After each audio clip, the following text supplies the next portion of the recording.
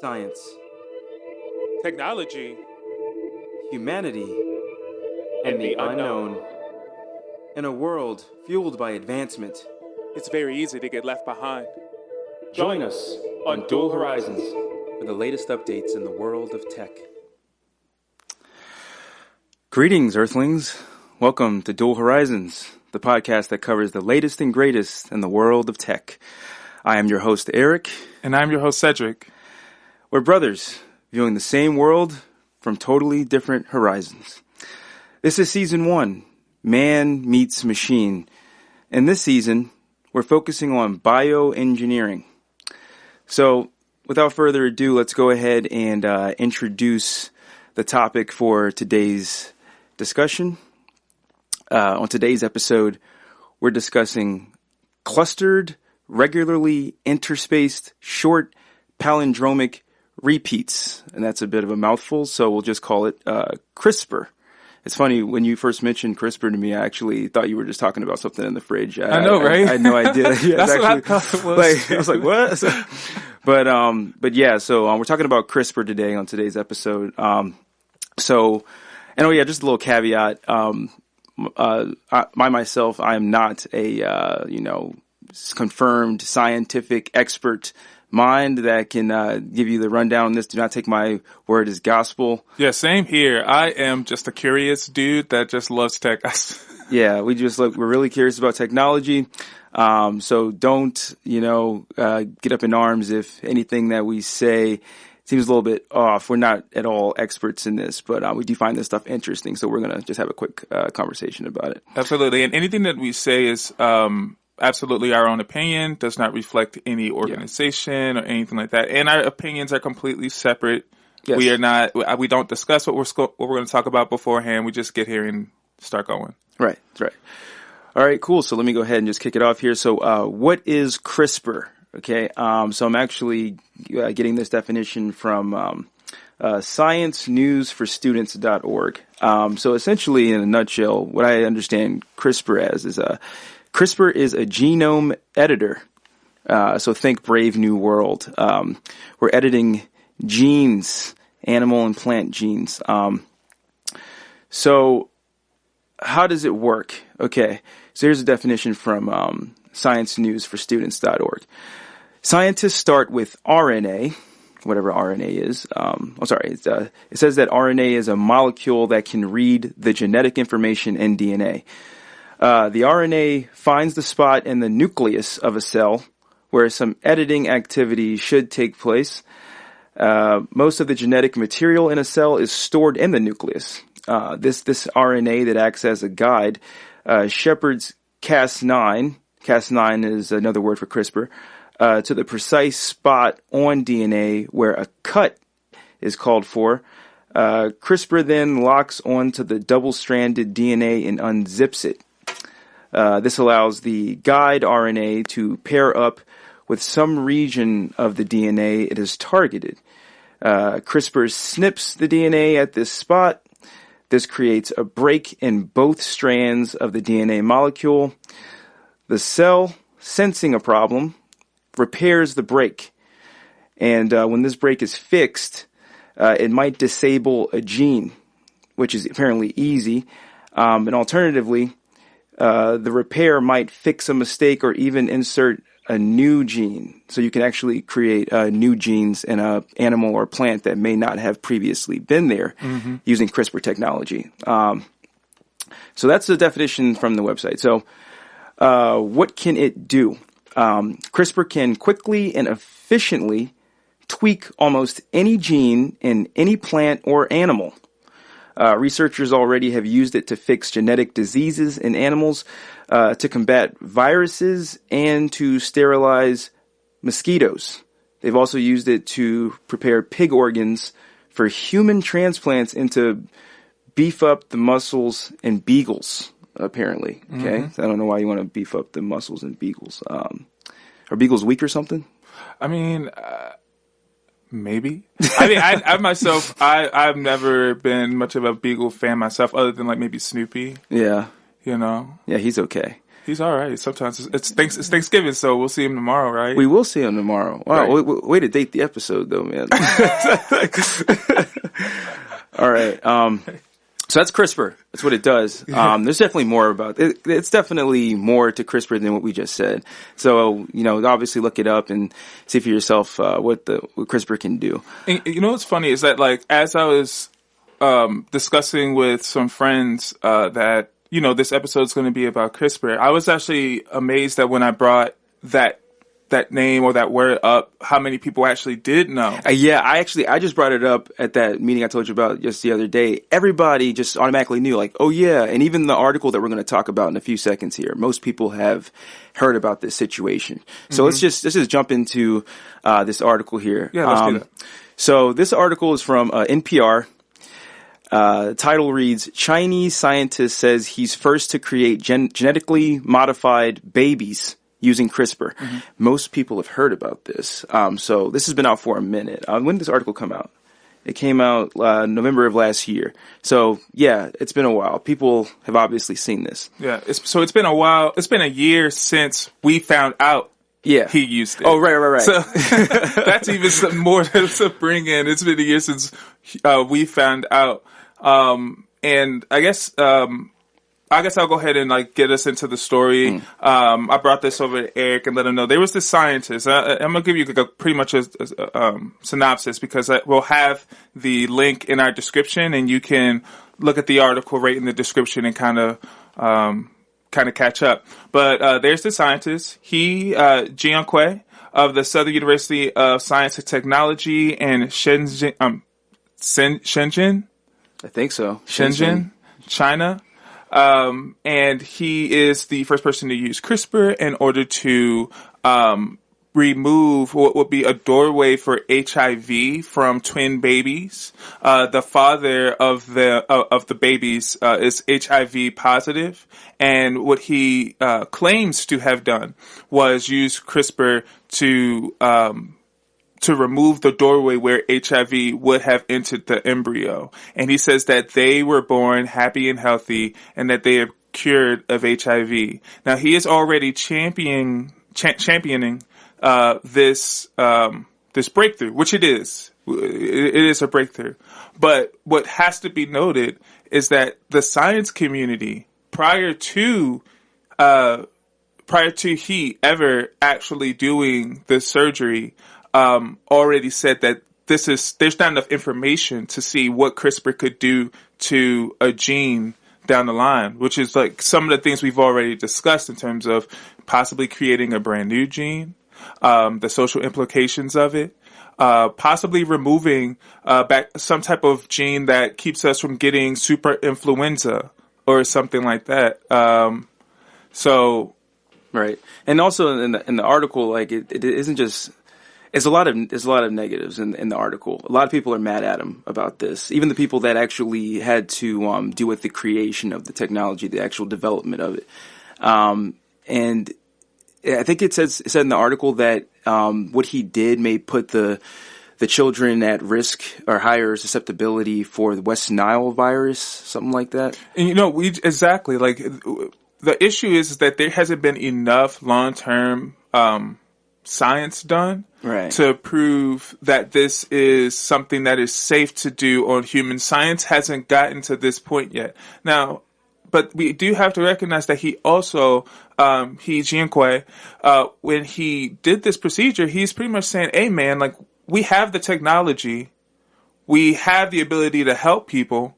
Why are we not using this? We need to move forward, which is also another thing to kind of think about. Right. Are we going to be cautious as we move forward inside of humanity and the technology that we have available to us, knowing that we've always depended on modern science and modern medicine to keep us alive longer, to let us have more, to let us be able to reproduce in higher numbers if that's what we want, or even just being able to live fulfilling lives for a longer period of time. So, that's also another thing to consider when you think about this. Right. And like you said, it is totally a breakthrough. In the article, it says that a lot of people in the scientific community kind of believe that if they can confirm his findings, that it will be on par with the first child produced through in vitro fertilization. Correct, right. But yeah, also it is important to remember that in the article, it says that there are other methods to kind of to prevent, a child contracting HIV from one of HIV positive parents. I think they said that you could wash the sperm or something like that. So I think that's where a lot of the frustration kind of came in, Right. And it's funny that, what also was mentioned in the article is like we already have techniques. We already have things that do that. Where a lot Why of the are we? Frustration came from, yeah. Yeah, like, but it might be like if it's not broke, don't fix it. It may be some people that are like, oh well, we have a knife. Why do we need scissors? So it's what our humanity is. I mean, like everyone knows that there's always going to be a better way of doing things. And there are always going to be people that are just inclined to do things the way that we've done it over and over and over again, and that is just not what progress is. So situations like this are just human. We're always going to run into things like this where you're being told like, hey, we got a method of ensuring or not ensuring, but preventing HIV from being contracted by these kids. Why don't you use these tried and true methods? But yeah, this is a very interesting article because you can see it from so many different directions. Exactly. And that's why we're going to break that down in our next segment. Yeah, so let's just jump into the segment here because I got some things I want to talk about. So this segment is called Dual Horizon, okay?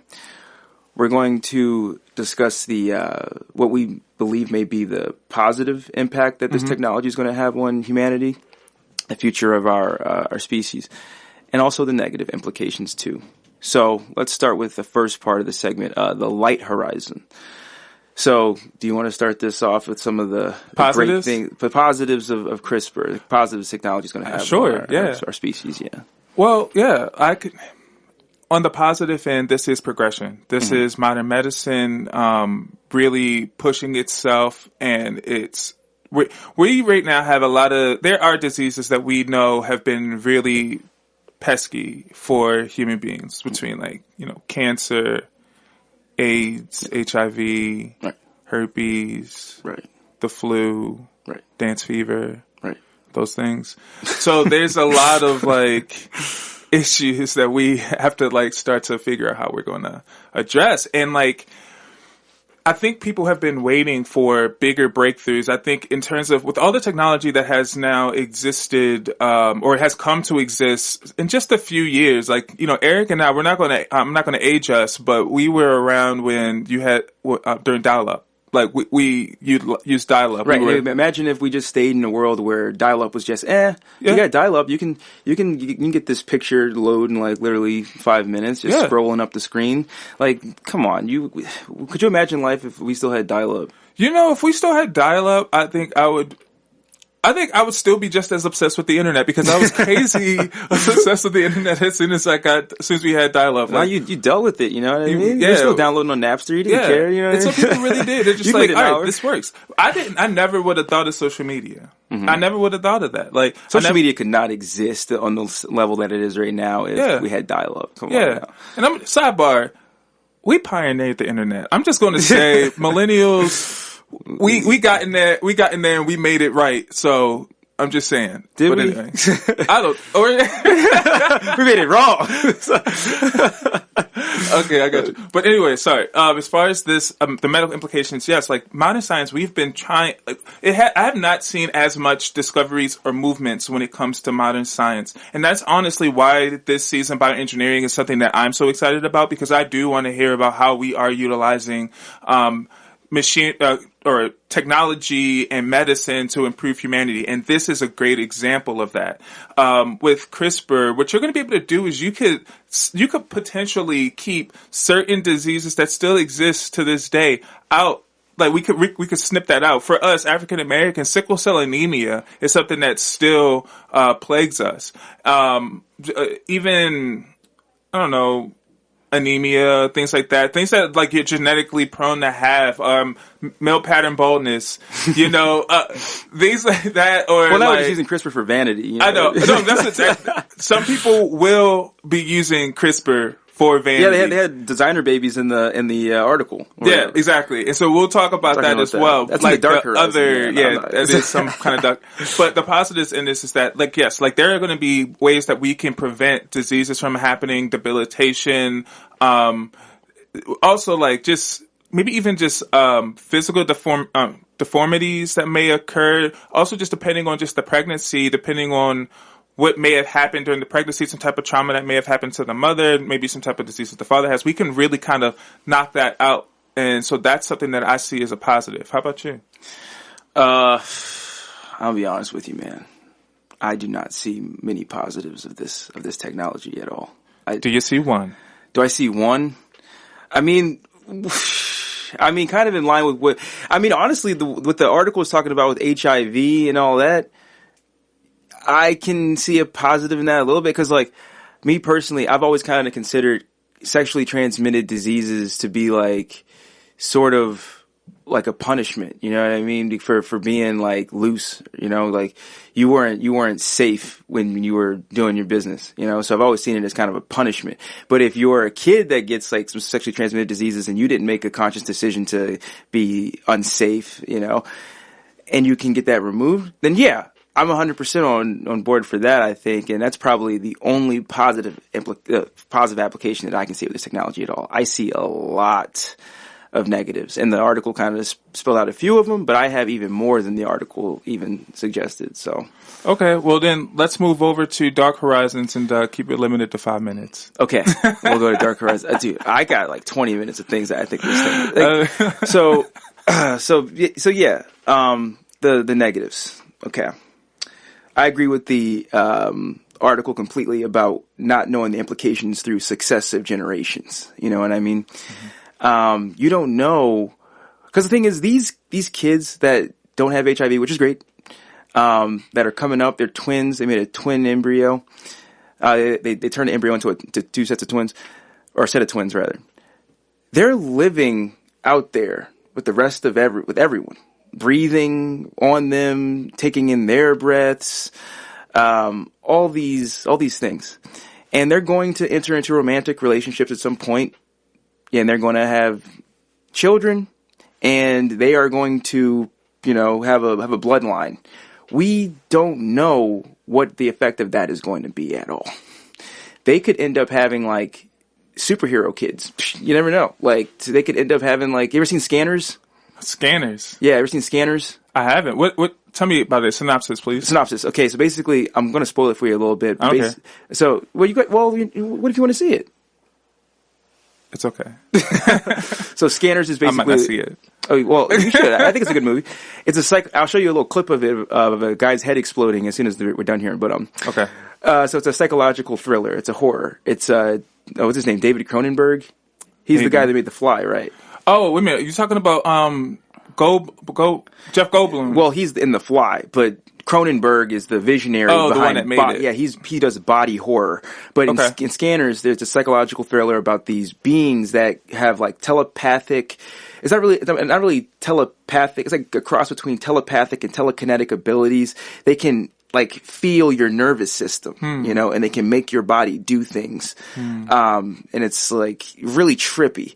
But they get the abilities by their parents being subject to like a experiment. Mm-hmm. You know, they like fed the mothers some type of like drug, like fentanyl or something or whatever. Mm-hmm. And the kids, while they were in the womb, while the moms were taking this drug, ended up developing the abilities and became what are known as scanners or whatever. Mm-hmm. So you don't even know if these two twins that are out there, they have children, if they'll end up with superpowers or some shit. You don't even know. Wow. But I mean, it'd be kind of cool, but it's still scary.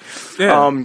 But that's just one thing. I want to keep it limited here because I got a few things here that I think I see this technology kind of, you know, ripping up. Yeah. The family unit is kind of in danger with this technology a little bit. You know what I mean? No, how so? So, all right, think about, in the article it talked about how if John Quay, if John Quay's findings are legit and everything that he's reporting that he's done is actually true, mm-hmm. then his breakthrough is pretty much on par with the first baby born through in vitro fertilization, right? Mm-hmm. But in vitro fertilization is also kind of an unnatural deal. You know what I mean? Well, not kind of, it is. It's unnatural, right? Mm-hmm. It isn't, a natural coming together of a man and a woman. It involves science. Science is involved there. Mm-hmm. Same thing here. We're getting to a point where mate selection is not really that important. It's become less important as a result of in vitro fertilization, but my thing is that I think that with CRISPR technology and it becoming more accessible, potentially, the mate selection, severity will kind of decrease a bit too. You know what I mean? It won't really matter if you find somebody that has the features that you really want in your child. Because if you think about male attractiveness, what males find attractive and what females find attractive, it all goes towards the singular purpose of what? Of producing a child that, will have the features that they want. I think that, I hear what you're saying. I think that might be more, that might be more subconscious. Subconscious? What do you mean by subconscious? I don't think, me personally, I don't think that I pick I go on dates with somebody that I think is just going to create model babies. I think I more or less am attracted to the person that's in front of me rather than their potential to create some type of a kid that'll match up with my genes and will end up being a model family. Well, I mean, I look at that stuff. I look at, well, if we want to get personal about things, if a girl's got, the goods, she's got the goods. And from a, generally speaking, not even talking about me here, guys are generally attracted to a girl with big tits, big ass, things like that, nice curves, nice skin, nice youthful skin. These are all indicators of fertility, right? And a man's kind of hardwired that way to look at that, because even if you're walking down the street, you can't help but kind of turn your head and they just look over at a girl that's got the goods. You can't help that. You're kind of hardwired to do that. At least I am. So the reason that my neck turns that way is because I'm hardwired to look for the most fertile woman out there, and those features big boobs, big butt, those are sometimes signs of optimum fertility. Now, I know what you're saying is I can see that as being subconscious. 100%, you're 100% right. You can consciously change your mind and go for something totally different for whatever purpose suits you. But on a biological level, I think you're kind of hardwired, and you can turn it around from the female perspective too. Well, I mean, so back to how does CRISPR impact the mate selection? Mate selection. So you really don't need to. You can produce a child now that is strong, fast, smart, all those things, and it really doesn't matter who you pick. And that's where we get into the conversation about who will even have access to. Well, that's where accessibility will be the indicator of whether or not this happens. New technology is never accessible to people that are making minimum wage. New technology, new science and stuff like that, medical science is not going to be presented to the people that usually are more susceptible to these diseases. And that's usually people that, are socioeconomically kind of disenfranchised. And I think that this might be another way that in a way that might exacerbate classism in some ways. I can see that 100%. I mean, the whole thing that will determine the level of accessibility is the amount of money that it can garner. So fertility clinics are making money. They're making money off surrogates. They're making money off in vitro fertilization. They're making money off all that stuff. If CRISPR technology can prove as a viable business model, if it is a viable business model, it wins and it becomes super accessible. And you may, obviously we don't live in that time right now. I'm kind of projecting out, but it really depends on the business model. If it's something that people are going to want in mass, you might see that price drop down a little bit to where, somebody working at McDonald's might be able to get in on that. I don't know, because you have to also think about the fact that EpiPens. EpiPens, and it used to be affordable, and now they're $100 a pop. And people used to be able to get that right over the counter. That's Martin Shkreli's fault. He has his hand in that somehow. I don't know how, but he does it. As long as a corporation has the ability to jack something up in price, they're going to do it. Well, yeah, of course, because like it's always about like that's how businesses work. That's exactly how it's about maximizing profits and minimizing costs. Exactly, but that's the hard part when we talk about medicine. You know, something that's designed to it's inherently helping people, but we're also in a time due to America being capitalistic.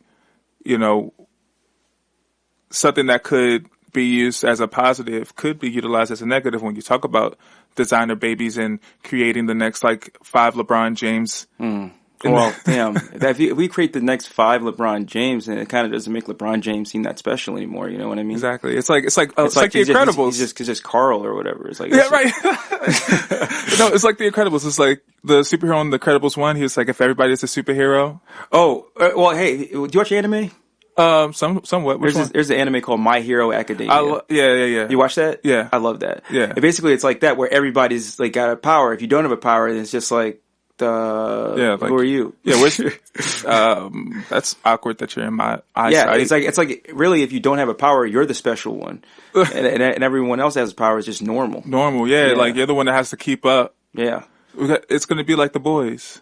Like The Boys. That's the first thing I thought about too. Because I was thinking about like I don't want to spoil. I want to spoil The Boys. If anybody wants to like skip ahead by like 10 seconds, I want to spoil. Spoiler alert! Spoiler alert! I'll put together like a little thing, and it'll be like a spoiler alert. Right. Basically, they're growing them in the labs, right? Mm-hmm. And they're not. Yeah, they're cut away from society for the most part. Well, not all of them, just Homelander, right? Yeah, he was. So that's what I'm afraid of, right? Somebody in the lab. Is like.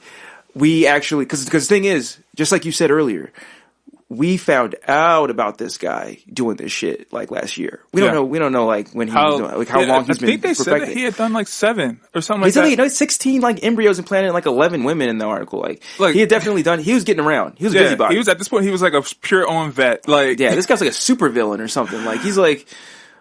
Or he's a super savior. We don't know, and that's the thing. Well, that's the same with Homelander, man.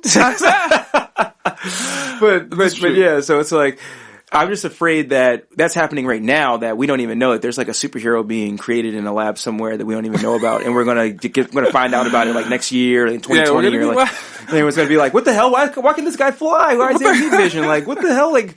This guy's like 20 years old. Right?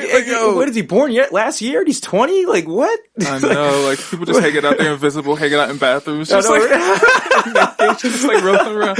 So but exactly. And so, I mean, yeah, they're positives, they're negatives. I'm sure you guys are going to have your own opinion, and we want to hear what your opinions are. Right. So, I guess we'll go ahead and wrap it up. But if you guys want to engage with us and talk to us about it, like find us on social media and we'll continue the conversation there. But otherwise go out there and like learn more about it. So I guess are you okay for us to wrap this up, Eric?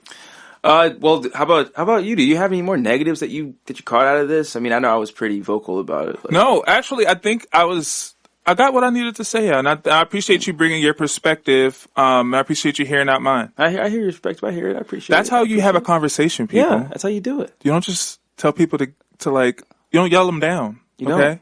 Yeah. Looking at you, millennials. God. Learn how to talk. Damn, cancel culture, man. I know. Fucking kids.